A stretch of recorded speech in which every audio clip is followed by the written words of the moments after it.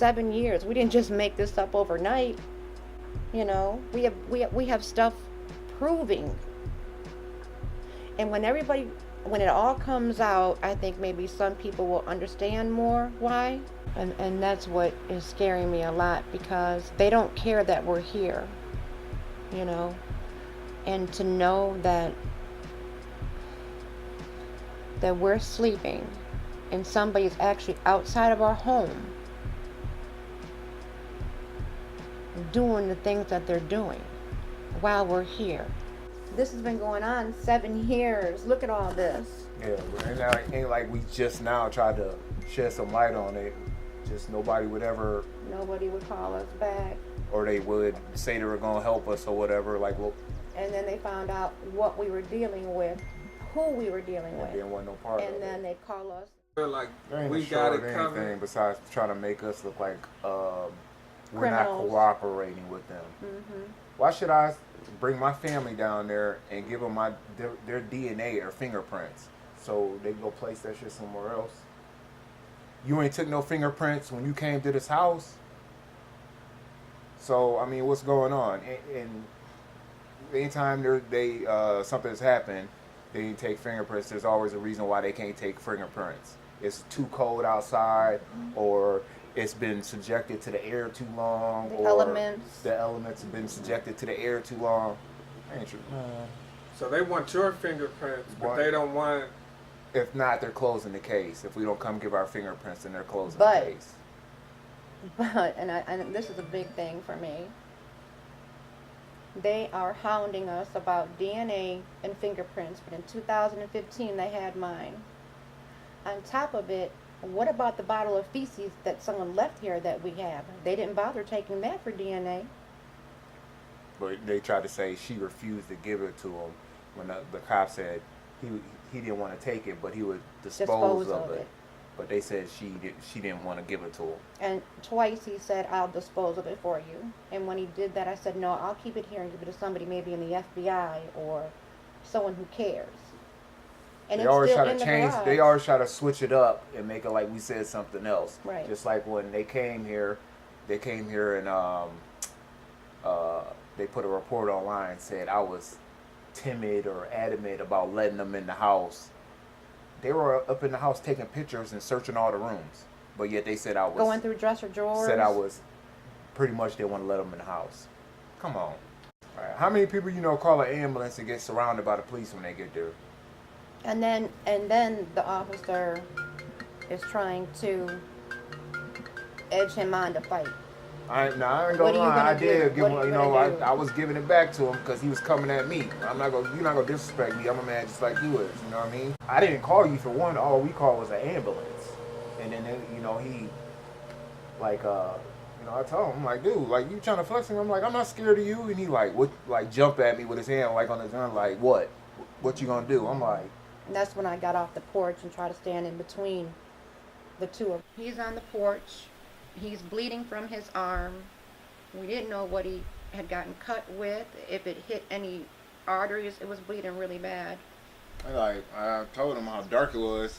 I couldn't even see, barely, see whatever. They want to know what his eye color was.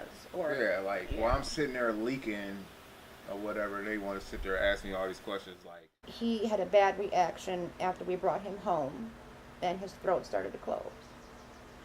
He couldn't breathe. So we called 911. They did not come and pick him up. They sent the next city over. They sent over. They had 2 squads available. I checked into it. 2 available, but they sent somebody that was 15 minutes away to come and pick him up. He couldn't breathe. I kept telling them he can't breathe. His lips are like a bluish color. You got 2 ambulances available, and you're going to call a different city to come get somebody that can't breathe. And no one has ever been arrested for anything. No. And there's never been a suspect. Nope. Or there's been people we've called times where we've seen somebody out in our yard, and we all right, we about to call the police. They get here, chase him, and supposedly he got away.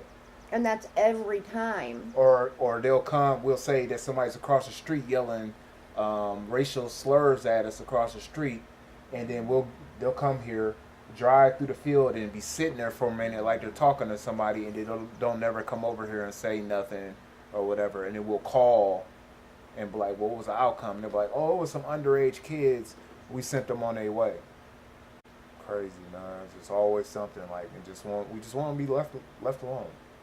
I don't care. You could be how you are. You know, that's how you are. That's fine. Just don't come over here messing with our family. Back. So what was the police response to the truck on fire? They didn't take any kind of fingerprints, but what they did do was bring a dog in, and we had to sign a piece of paper stating that we would allow them to come into our home and into our garage and around the house and to kind of smell, to see if there was an accelerant used in the car, and then if it was, if we had it here in the house. So we allowed them to come in and do what they needed to do with the dog. So the night the car was on fire or whatever, our son ran out there because his car was parked behind that one. And, you know, he's scared. If that car blow up, then his gonna blow up. So he like, I'm moving my stuff. He want to put his car on the street. And they more worried about his car being on the street, talking about giving him a ticket because his car is parked on the street after hours. They don't worry about taking fingerprints, but they'll go through our dresser drawers and look through them. Why do you have the need to look through our clothes or our personal items? Ain't nobody ever stopped over here and, that's what I'm saying. None of the neighbors. Welcome to the neighborhood, blah, blah, blah, you know what I mean? But now, there's been a few people that stopped over and say, you know, they're sorry about what's happened. They're not like that or whatever, you know, they didn't know things like this was going on. So, we're not saying everybody over here is like that. We're not saying all the police are bad either. But there's some things that need to be looked at. We're always tight family. Like, I'm not saying it ain't been stressful to us all, you know, it's been stressful to us all, but we always a tight family. And nobody gonna break that, you know, no matter what they try to do. Nobody's gonna come between that. Bet you didn't know, there's a black girl that left that school walking home, and she's missing, or whatever, walking to school, going home from school. She came up missing. Didn't not one time anybody come with a picture, knock at our door, or any of these doors saying, have you seen this girl?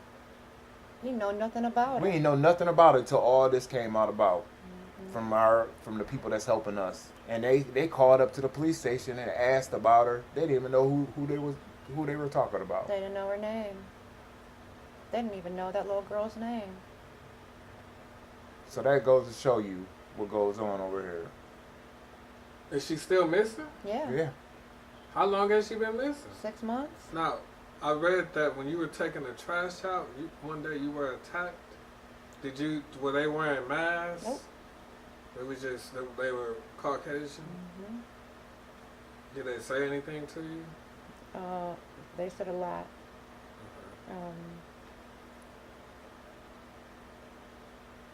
Were they young, middle age, older? They were like in their 40s? early 20s.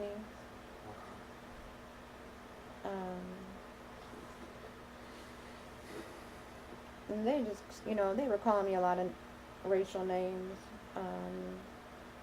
telling me they were going to kill me.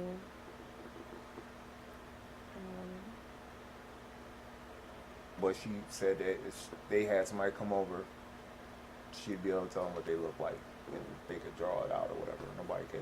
They didn't have me look through no kind of, books or anything. But what they did tell me to do was to go through my children's Facebook page and see if there was anyone on their page that did it. My children's friends.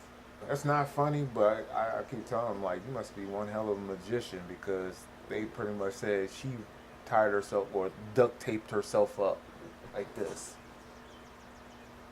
and around her mouth and neck. And they had so up part of my nose I couldn't breathe. I thought. What benefit does it have for y'all to stage this? What sense does that, how would that even benefit you to show that these things, to set your car on fire, to duct tape yourself, that's what to we've been stab saying, yourself P. in the arm. Who sets their car on fire and don't have insurance?